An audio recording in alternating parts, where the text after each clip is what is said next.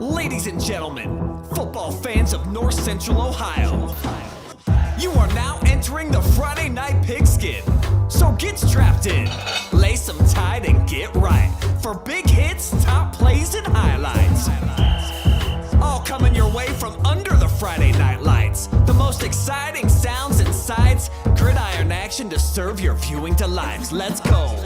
Friday night lights. Get hype, it's Friday night. Friday night lights. Get hype, here we go now. Friday night lights. Get hype, it's Friday night. Friday night lights. Get hype, here we go now. He's at the 10, the 5, touchdown! Throws it over the middle and he gets absolutely sauced. Friday night lights. Get hype, it's Friday night. Friday night lights.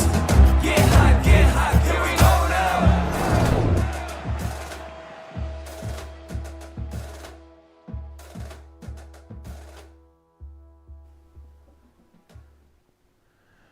Good evening, everybody, and welcome to Jurassic Park. You see all the creatures that are rolling around out there, and they have been put back in their cages. This was taken a little bit earlier on in the day, so they have called me, Dr. Alan Grant, along with my backup, Dr. Ellie Carver. We're here in studio in downtown Mansfield at the OH Report World headquarters because we heard that there were lots of creatures on the loose all over the state of Ohio out at football stadiums, and these creatures, they needed to get back into their cages because they were trying to capture some big touchdowns all over the place. Touchdowns? Did you just say touchdowns? Oh, you clever girl. Look at all these highlights that are coming up. We better get into all of them. Get back. Okay, this is a very dangerous area that we're in now. That's why we're gonna go ahead and we're gonna toss it a ways away because we've got my man hanging out. Jimmy Chitwood is in his basement out in Indiana, and he saw a glorious game here tonight between some Cubs and some Tigers. Jimmy, how are you? I gotta take cover. Good grief. What's up, Dr. Alan Grant? Myself and Four-Tooth Tony right here, coming your way from OH Report World Headquarters East, or as we call it, Hoosierland. I'm Jimmy Chitwood. I'll make it. Anyway, let's get to some highlights because this is the Friday Night Pigskin Halloween edition, Week 11. Strasburg and Lucas. Strasburg comes right out and marches down the field. Only 4 plays. Kaiser Thomas to break away. The 7 seed over the 10 currently 7-0. After a Cubs 3 and out, they're forced to punt, but, well, at least Lucas thinks that. A trick turning into a treat. Fake punt successful. Leads to Brody Bauman rolling and finding Gage Moore in the end zone. 14-0. Second quarter now. Tigers facing 3rd and long. And Bauman, well, he has nowhere to go. Just scrambling around, trying to find someone open. The kid doesn't run much. He only has 38 yards on the season. Wait, what's he doing? No one's tackling him. He's off to the races. 82 yards. Strasburg's rolling in this one. 21-0 over the Cubs at the break. But you know the Lucas Cubs don't just lie down and play dead. They pounce right back at you. Brady Giegel punches one in. It's 21-7.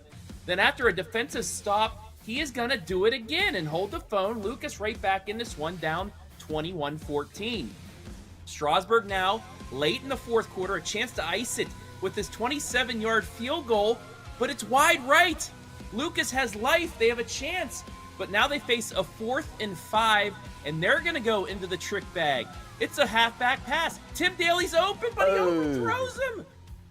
Incomplete. Tigers take over. They add another score. And for the first time since 2002, 23 years, Strasburg has a playoff victory in their first playoff game at home since 2002. They move on to take on second-seeded Waterford in D7, Region 27, Brian. It was a crazy game. Lucas kind of shot themselves in the foot in the first half. A holding penalty on their second drive backed them up. They faced they had a 3rd and 2 from inside the red zone. Got stopped twice. Got stopped short, turned over on downs there. Another penalty early in that first half. Really hurt them, but they still tried to battle back, and they had a chance in the end. It was just Tim Daly got turned around a little bit on that halfback pass. If he catches that in stride, it's a tie game, and who knows what could happen. Yeah, I prefer the unpredictability of the Wild, Travis, and that offense for the Cubs. Certainly wild as they were trying to put it up through the air. The running attack wasn't quite as vicious as we are used to seeing from them tonight. What did the Tigers do to try to corral them and make sure that they weren't able to break off big runs and do that RPO their style? It was just they had a very strong defensive front. They had, their linebacking core just was able to just block up these holes. A few times Lucas was able to get 4 or 5 yards, but like I said, especially in the first half, they shot themselves in the foot. 10-yard penalties put them behind the sticks. They actually passed the ball quite a few times tonight, most pretty much all season long, and just weren't able to really convert anything until the second half. And then they were moving their each drive that they had until that last one in the fourth quarter where they went 4 and out. They were going up and down the field. They nearly matched Strasburg in total yardage. It was just, once again, those penalties and getting stopped on fourth and 1 in the red zone early on in that first half. It just hurt them. They shot themselves in the foot.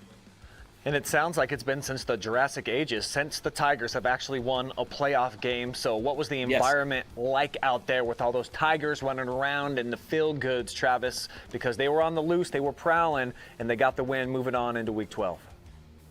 Well, I mean, first of all, the atmosphere at Strasburg was amazing. They were very, very hospitable. They set us up in the press box. They had some chili for us. It was a big party. Everybody was so excited to get back. Last year, they did make the postseason as a low seed, but lost on the road. So getting back there for the first time in 23 years, the stands were packed. It was a beautiful night. I mean, it rained a little bit earlier in the night, but it cleared up. It was perfect football weather on Halloween night, and it was just, good for Strasburg-Franklin. They deserved that win tonight, just pulling out all the stops and getting the big plays when they needed to. And also just shout out to the Lucas Cubs. They started playing playoff football in Week 8. They needed to win the last 3 to get in. They did. Just ran out of steam a little bit here tonight.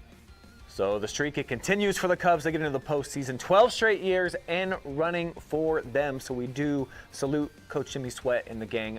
Thank you so much, Mr. Chitwood. We'll bring you back here into the conversation here soon. I'm told we're going commercial free here tonight on this outrageous Halloween edition of the Friday Night Pigskin. And we've got more action coming up. How about former OCC rivals not that long ago? Mount Vernon punching their ticket into the playoffs. And for Ashland, a team that probably would have been the number 1 seed, maybe the number 2, they lose in Week 10. They dip all the way down to the number 7, playing at home, but they would come out in style.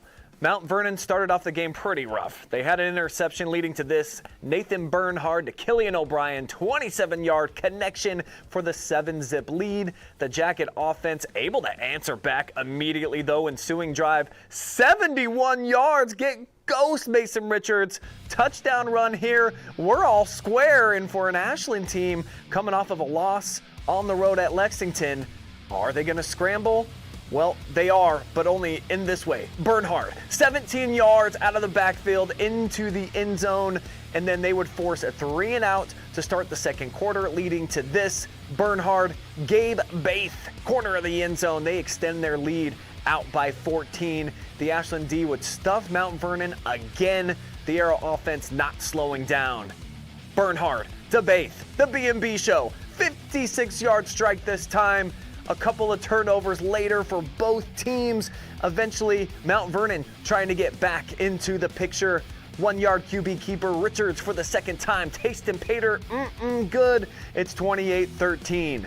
Very next drive for the third time on the night. How about this? B&B, baby. 22-yard hookup. This would make it 35-13. Arrows would again stop Mount Vernon. And then with about 30 seconds to go in the half, O'Brien with one of the greatest touchdown grabs you are going to see on this program. Look, Ma, one hand pulls it in.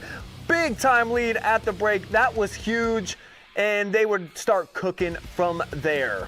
Second half here, Braden Donatini from 10 yards out, pushing it near the running clock situation. Jackets show they got a little bit of life left with Zach Busenberg on a 34-yard dime. They would go for 2. They would get it. But Baith This dude was answering the call, all the momentum. How about ensuing kickoff? If we're showing it, you already know what's going to happen. Cuts back against the grain, turns on the jets, and he is going to get lost in the sauce. 86 yards all the way to the crib.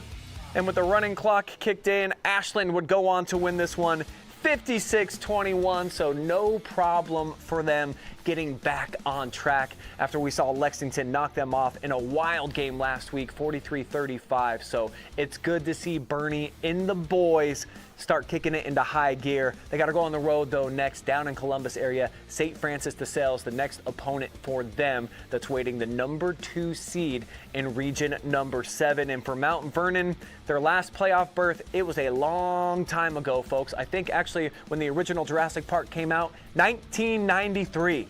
So it's been a hot minute for them, and their season is over. So they get smacked off the map just like that coming out of the gates. But congratulations for those two teams just going head-to-head, former OCC rivals, and you love when they're able to meet in the second season like these two teams did tonight. All right, we're now going to take a trip down the road to Sycamore, Ohio, where the locomotive engine was rumbling into town. But they ran into some engines out there, and those Warriors would get the job done. We had Josh Banks out in the spot. I don't even know what to call you. Who are you tonight? It was a cold one in Mohawk, but the Warriors offense lit it up, as you'll see it here on the highlight. Caden Bish on Halloween nights like taking candy from a baby from 44 yards out, and that's not the first time we're going to hear his name tonight. But first, you're going to find after a 66-yard touchdown gets called back, Andon Klaus says, okay, no big deal. Levi Teal wide open, walks. Where's the defense? Walks into the end zone. What are you doing, Locomotives? And they're going to let somebody else get involved, as this is Owen Patrizzi. Takes it in from about 3 yards out after Caden Bish ran for about 45 yards to set this one up.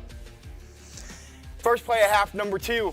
Caden Bish does it again, this time from 49 yards out. This young man has wheels. Reminds me of the running backs from Danville.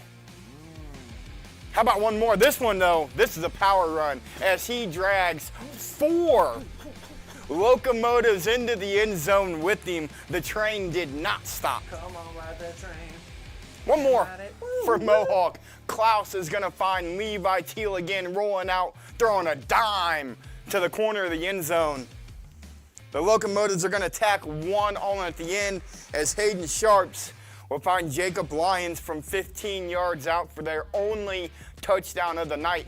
And the Warriors steamroll the Locomotives at home.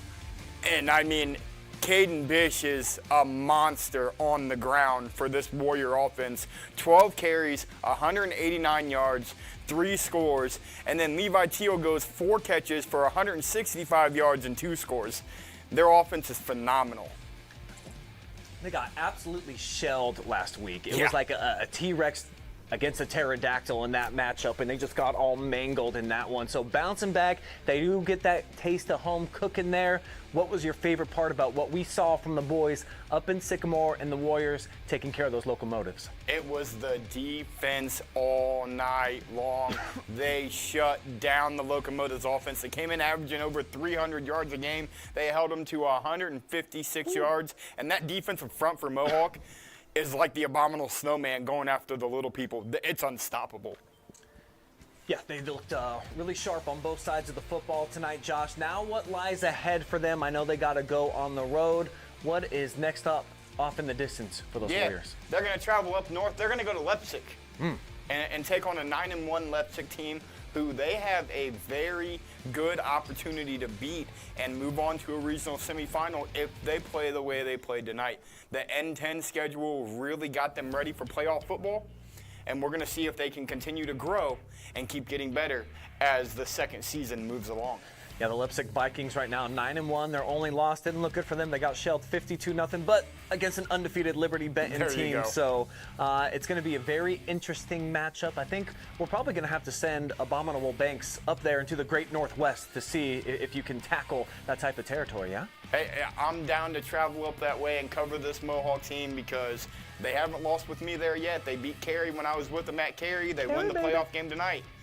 Might as well keep following them as far as they can go. We saw Carey won on the road tonight as well. Big at win over Patrick Henry tonight for Carey, too. 9-point victory for them. Speaking of the Great Northwest, how about all the way up in Toledo? It's practically Michigan, and they played a team, Ontario that is, from our backyard, that competes in the Detroit City League in Toledo Central Catholic. Oh, they got a lot of rings up there. Yeah. Multiple-time defending state champions, and the Irish looking like they didn't need the luck because they were just that darn good. And they start things off here with Ali Baden. That's 33 yards, making it look simple. 7-0. Let's make it 14-0, shall we? On the very next ride, 33-yard connection. Preston Frizzle finds Baden out of the backfield. And now they're just trying to make him look silly. Look at this run. Nobody can bring him down. That's Jerome Davis off the swing pass. He coasts in 43 yards for the score. And this is with 23 seconds to go before the break. Baden again. What? Stops him. Frizzle, 70-yard touchdown for the game's final score. Nothing else would happen in the second half, so there is no need to check out any of that game footage. Ontario goes down, but they do get into the playoffs in Division III, Region 10, Josh. And for the Warriors, what a young group. A lot of sophomores out there. We're going to see them for the next couple of years, and an unbelievable test because what a strange matchup that you get with a 6-4 team in Toledo Central Catholic that we all presume is the best team in Division III, and they are the state championship favorite already with the rings all across the fingers. But we got to salute the Warriors, and actually not that bad of a showing considering how young they are. Yeah, all sophomores, big sophomore class there that, like you said best, we get to see for 2 more years. They all go on the road. 35-0 is 35-0, but it was only 35-0. They play a really good second half. But how about Toledo Central Catholic is the 6th seed? Yeah, what? And they come to our backyard next week. Uh-oh. That's scary. Yeah, Lexington fans, you already know what it is. You've got to take down that big-time giant. They do get them at home. They should be rested. And I know that there's 3 Division I commits over on Lexington's side. All they have to do is take down 12 on the other side, Josh. It's doable, yeah? I mean, anything's doable on Friday nights, but a 3-12 comparison and the rings that TCC has versus what the Minutemen don't have. Yeah. I think there's a little bit of a difference there between those 2 squads. Well, we get to find out on a Freaky Friday coming up in the first weekend of November. But let's keep the action going here with the trick-or-treats from tonight, okay? Because we had one set of Eagles, and they were all in the air, got their talons out, they were ready to strike, but they had to meet another set of Eagles up in the air. How would this all go down? The Eastern Eagles versus the North Robinson Eagles, Colonel Crawford that is, and there's the ones in the green helmets, and then Crawford coming out trying to protect their home field. Let's show you how this one got started very quickly. This is first quarter action loading up. And John DeGray is on the other end of that Baker toss. 37-yard connect. And now let's extend it with the McMonster. Rushing his way, diving into the end zone to make it 14-zip. That's in the first couple of minutes of the second quarter. Confetti flying all over the place. Janitors love that, and they love this out there in Eagle Country. McMichael, again, 12 yards to the edge. Guess who's going to get in here? The McMonster again. He gets submarine that time. That's right before the half, only 36 seconds to go, and they would start to pour it on. Peter Parker Weithman diving into the end zone for the 13-yard touchdown. Running clock initiated. But the other Eagles are like, dude, we want to hang around for a little bit. So Eastern gets Ethan Edward there to get into the zone, but that's it. More confetti and more Eagle victories, 35-7. As they advance. And this is a team right in your backyard, Josh, and of course we keep an eye on them, as of course there's some big guys out here that we got to be aware of. But those Eagles, when they're up in the sky, Josh, and they're doing their thing, perhaps nobody better in the area in small school football. Small school football, big school football. They'll play anybody. I spoke with Coach Jake Bruner when I covered him at Carey, and he said he plans on getting Gallion back on his schedule within the next couple of years to renew that old NCC rivalry. But how good is Colonel Crawford? You know, their loss at Carey was kind of a unpredicted loss. Nobody expected that to happen. Carey dominated them, and they have bounced back.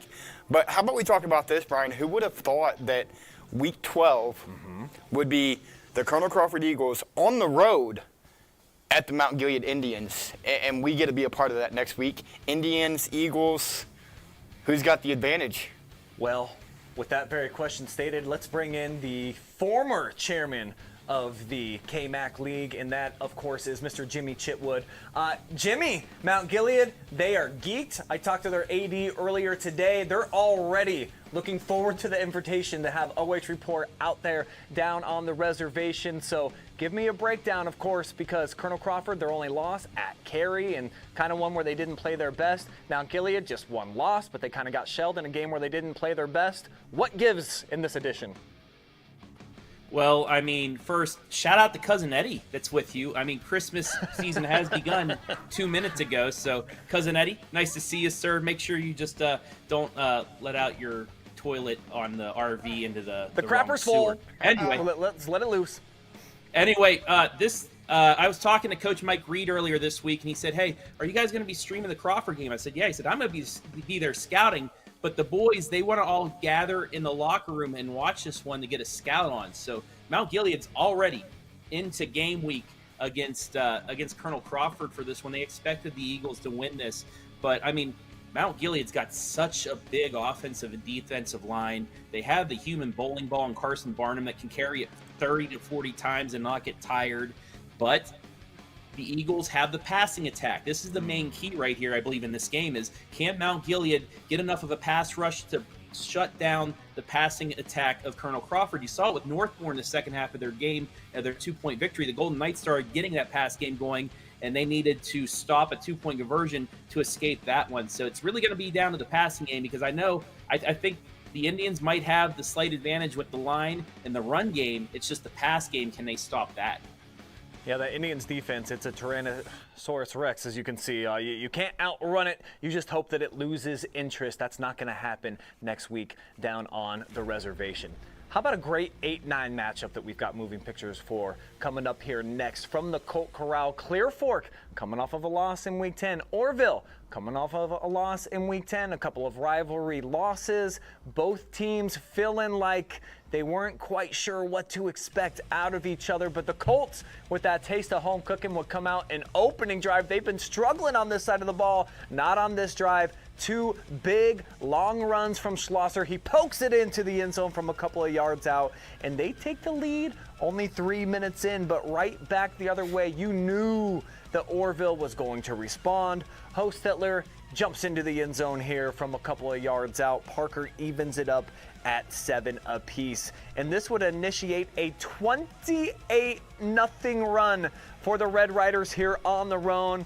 Move in the pocket, and this man, Braylon McDuffie, what a game-changing performance he had on this night. 16-yard connection. Check this one out. Look at the time on the board. 22 seconds was the only thing showing on the clock in the first half. That was after a punt that set them back. He had a reverse pass that went big too.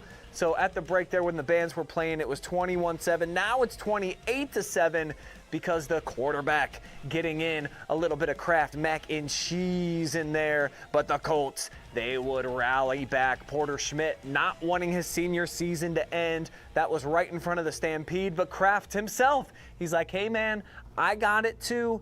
They would push the lead back out to 35-14. You're thinking to yourself, oh no, it's going to be a running clock blowout. But then all of a sudden, back from the dead, Clear Fork would rise. This is Nash Evans, corner of the end zone. Great pass as well from Marcus Hoflick to check out this run. Probably a top nominee right there from Ben Campbell, the senior. After a huge run on a 4th down, set him up down there. Very next play, he's able to get into the end zone, and Colts fans up there, they're starting to believe a little bit because they pulled within a score. Last chance. Oh no, he's open, but the twin connection didn't have that ESPN dialed in as it's overthrown, and Orville survives 35-28 at the Colt Corral. The Red Riders are moving on despite a real scare here on Halloween night where Clear Fork pushes them to the brink. But Travis Berardi, Jimmy Chitwood, you've seen this team a couple of times.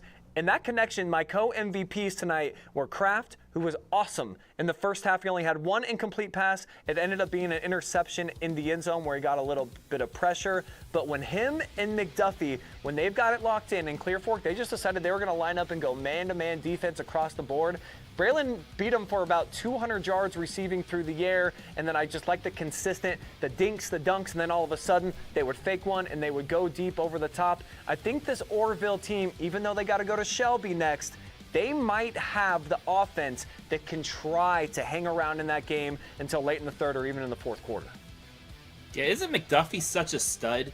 I mean, in week 1 against Worcester, he could have had probably about 200 yards receiving, but Worcester kept yanking him down for a couple pass interference calls just to get 15 yards instead of touchdowns. I want to ask you this, Brian. How many post-touchdown passes or post-big plays did Orville run? Because that seems like that's their bread and butter after doing the dink and dunk.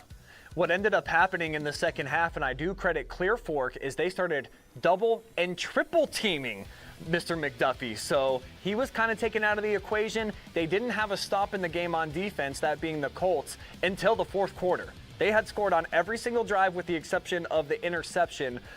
So it was electricity from the offense until Clear Fork finally decided, we're going to take your best playmaker out of this thing. It opened up the rushing attack a little bit. However, that combination, when they do run the deep pattern, he is 6'5". Kraft throws a really nice deep ball, and the protection too, Travis, stood out to me.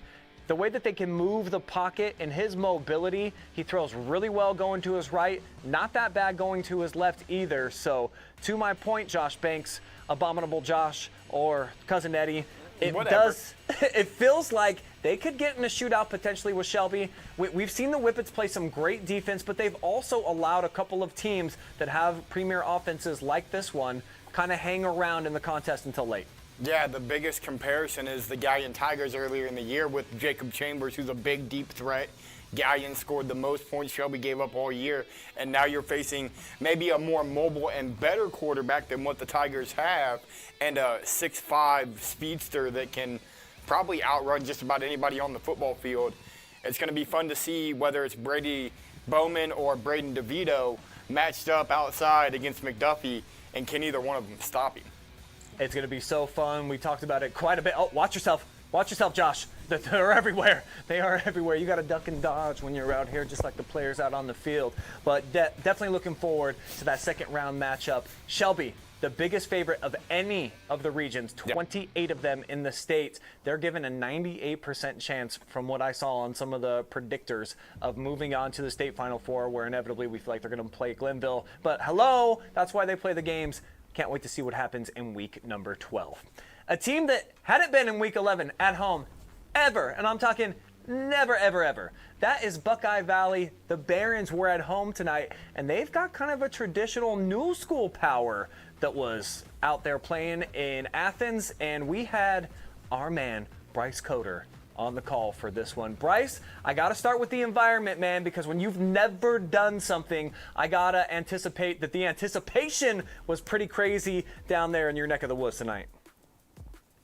Oh, definitely. I mean, you could see it all over social media, how excited everyone was for this game tonight, and they really packed it out. Standing room only, and getting into this one, I mean, they were so strong tonight, and such a game to be proud of. Starting things off with Nathan Huss on the tush push, but they keep on pushing for 42 yards on the touchdown, the first of the night. He'd have 2 rushing next up. His second one on a 1-yard touchdown rush, just sneaking it in. But after the field goal, things got a little bit closer and the plot would thicken after Daniel Heitland throws it to Weston Wheatley on a 43-yard pass. They ended up ruling him down by contact on the 1, so it was Heitland who ended up cleaning up the job on the 1-yard touchdown rush to make it a 14-10 game. Then Malachi Ross with a 5-yard rushing touchdown of his own to make it 21-10. going with the Wildcat look all night long, and it was Cameron Grant listed as a tight end, but they put him under center several times in the shotgun formation, and his first of 2 touchdowns. Then Nathan Huss on the play action to Austin Heminger for 39 yards, flicks it 35-13, and then the final score of the game, Cameron Grout, controversial kind of goal line stand, but finally he pounds it home to make it 42-13 at the end of this one. A little bit of momentum, of course, rolling right now with the Barons, too. They got 3 straight wins, winning at home tonight in a playoff game in Athens. They came in 9-1 overall, yep. Bryce. So kind of break down this Barons team for me. First time that we've had them featured on the OH Report outside of the River Valley game. So it's been a little while since we checked in on them. That was week number 3. What's your thoughts on their progression and what they bring to the equation, both sides of the football? I think defensively they're very sound. I mean, they came up with an interception tonight, a couple of tackles for loss, and it's not just the traditional like outside linebackers. It's everybody that's able to get home. And then offensively, I mean, they can air the ball out, and we've seen that from Huss earlier on in the night with the passing touchdown. But their real bread and butter is the fact that they can have so much misdirection in their run game. They have 3-4 guys who can competently run the football from all different positions. So whether it's a jet, a toss, or a handoff out of the I formation, I mean, they have it all covered in terms of the run game. And Josh, you saw him in a big-time blowout victory early on in the season, and you see the highlights here tonight. Does it bring back some memories of what you saw out there a little bit earlier in the season, week number 3 over at RV? Well, and I was going to ask Bryce, it was fun for me to watch them because it's one of the first teams I think I've ever seen that'll come out and they'll go wishbone, they'll go triple option, they'll go Lucas Cubs football, and then the very next drive they'll come out and go 5 wide and spread you out and throw it down the field. As a high school football team, if you can do that, you can make a deep run. And I don't know, Bryce, I don't know how much they did that tonight, but I think that's what impressed me the most about them in week 3 was their ability to go from a ground and pound to a we'll sling it 50 yards. Yeah, and I think that's definitely a testament to how athletic they are. I mean, Austin Heminger, who came up with that touchdown reception from Nathan Huss, he was listed as a running back, and whether they had him in at the running back position or whether they had Cameron Grout under the center position, I mean, so much variance that they can go with. And like you said, when they want to throw the ball, it seems like almost at will on a play action. They were able to draw the linebackers in because they were so committed to that run game earlier, and they just found them over the top. But next up for Buckeye Valley, we're going to bring Jimmy Chitwood here into the conversation because they've got to go up to Steubenville now, where not a lot of teams go and play. There are only 2 losses right now on the season. Ursuline, program dead, undefeated at the time though. Indian Valley, undefeated, defending state champions. So what are your thoughts, Jimmy, on Buckeye Valley having to go up to that place where red roll red or whatever their saying is, and it seems like they've got a whole lot of championships and plenty of cachet? Yeah, Steubenville is always a powerhouse back in the Ohio Valley. It was pretty much on the TV highlights every weekend back at home after our football games. It'd be led off with the Steubenville Big Red because they have they have everything down there. I mean, Harding Stadium has a horse that breathes fire. I mean, that's how big football is. That place is going to be packed for Buckeye Valley. But hey, if they can do what Josh said, if they can just continue to spread stuff out, change things up, keep Steubenville on their toes, hey, who knows what could happen out there. And you're talking about Indian Valley. That's Division IV football right there. What about Indian Valley Shelby? Yeah. State Final Four game. I'm looking ahead, I know right now, but man, those 2 teams, the running backs going to Air Force against a quarterback that's going to Air Force. I was talking about the guys in Strasburg tonight, but yeah. For Buckeye Valley, big test at Steubenville. They could get it done, but who knows?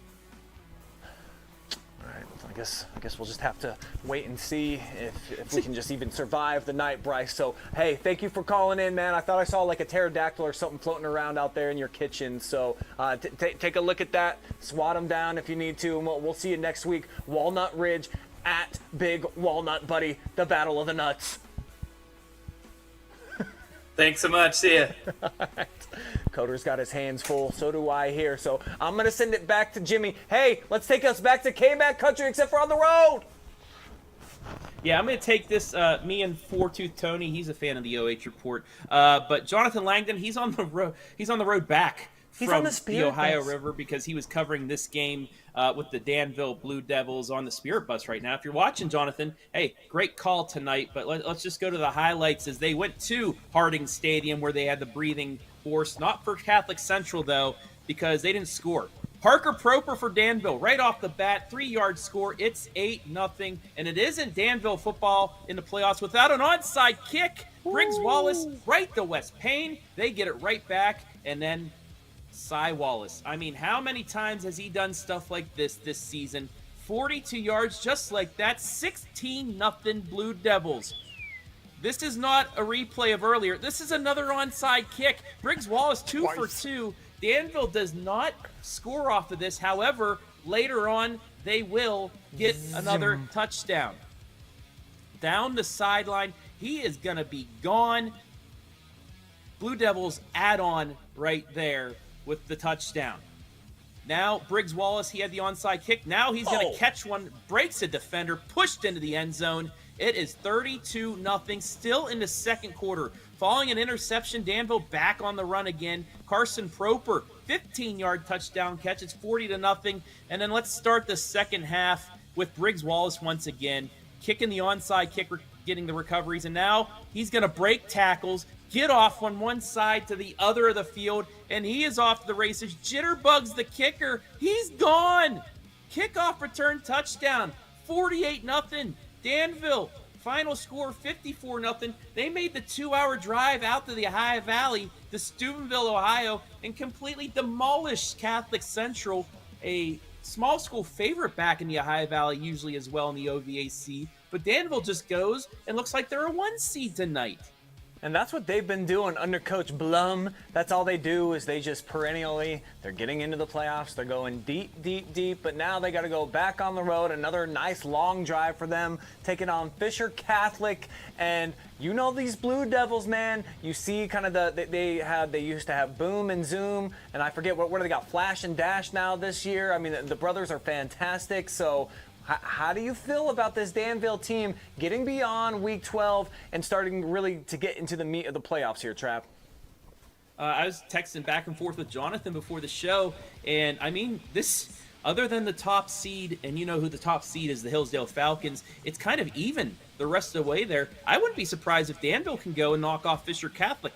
I wouldn't be surprised if we see a Hillsdale-Danville regional final. Now, don't let the score deceive you if you just saw on D7, Region 27. Canton Valley did beat Bishop Rosecrans 78-46, and I still think Hillsdale is probably going to win in a running clock against the Rockets of Canton Valley. But it's just how even past Hillsdale in this region is. Anybody can be that other representative in a regional final, and why not the Danville Blue Devils? Why not them? Why not this postseason? And that's not a formation. That You is all a right over there, predator bud? I see pattern. there's a lot of people attacking you. That's right. All right. Thank you so much for calling in tonight, Jimmy. I think that's all the highlights that we have available. We still got people on some long journeys. Maybe they ran into some creatures along the way, and they're having a little bit of car problems right now. But I'm not done quite yet with the show. That's right. Week 11 in the books. That's all we have to show. But how about week number 10? Let's show you the top play of the week as voted on by you, the fans of North Central Ohio and the entire world. Here it is. I don't even know what it's going to be. This is going to be a mystery to us all. But how about Chase Horn for the win? And how could this not win? Actually, Monroeville at the end of the game, they get the victory over St. Paul. 14-yard connect. The Horn in the back of the zone. Big stuff, huge rivalry, and the Eagles fly away as the outright undefeated champions of the Firelands, that with just a few seconds left in the game. And here's how it all kind of shaped out for everybody. You see, not super close when you get 31% of the vote. A couple others checking in that had a good portion here. Looks like the Sloan to McFadden show that also delivered quite a bit of fanfare. And of course, the Falcons, they always come through. So there it is, your top play of the week. And it goes to Monroeville for their heroic efforts. And Mr. Banks, it's hard to argue with that one. A game winner, 14 seconds rivalry game. Plus, St. Paul did that same thing to them just last year, so they turned the tide. Yeah, I seen that happen last year in that St. Paul-Monroeville game. Yes. I was at that game. And how about Monroeville recreating the exact moment, only in the opposite way, well deserving of a top play. And, I mean, what more could you ask for in Week 10? Well, I got nothing because it won. How about a Phenom? Okay. So you see the top play of the week from week number 10? Guys, the creatures are back, but I have the energy for one more. Oh gosh, we even got babies here. Here comes the Friday Night Phenom from the last week of the regular season. How about Miles, Mr. Marshall? So efficient with the football in his hands. How about over 10 yards per clip? And then when you taste Pater once and you get a little bit of a feel for it, that's right, you want to get back there again. How about a second and a third serving for the Marshall of these territories in the heart of Ohio? But one more in the Freddie Berg showdown. This is just all raw strength. Miles Marshall is your winner for the Friday Night Phenom from week number 10. Here's some numbers. Oh, a really close one, actually. So Miles, of course, he's checking in. He's got all the yeller, but you can see there, Cy Wallace from Danville. So a lot of K-Mac votes floating in. No big surprise here, of course. It's probably about our biggest fan base at this point. And someone who used to give a lot of love to them, K-Mac Trav. Are you finding the love again? Is it in the air? Sure. Centerburg. Why not? Yeah, let's feel the love tonight on this Halloween night. Centerburg now, they're in the limelight. Mount Gilead's in the limelight. Shelby, Gallion, Monroeville, they're all going to make their first appearance in the postseason. It's going to be interesting now. I mean, this is the first year we've had the bye. Are these teams going to come out a little bit rusty? Are they going to come out and just completely steamroll teams? It's going to be interesting to see what we have with this. But I have a feeling we're going to be having not only next week, but the week after, another busy slate here on the OH Report. Even Four-Tooth Tony here might have to be coming in to do some commentary. Yeah, we're going to have a loaded schedule. So we'll put that out early in the week for you guys. But we've got a lot still to determine tomorrow. Regional Championship Saturday here on the OH Report. And if I survive, I'm going to be on the call tomorrow over at Marion Harding for the Regional Championship. Girls Soccer, Ontario Lady Warriors are taking on Granville. But we have lots more, plenty in volleyball. Mansfield Christian going for their first ever Regional Championship as well. So hold on to your butts, hold on to your helmets, and have a great Saturday, everybody. We'll see you around then. But I got to get running. We got to get these babies back in their cage. Come on, boys. Scram. Ellen! Ellen! Ah!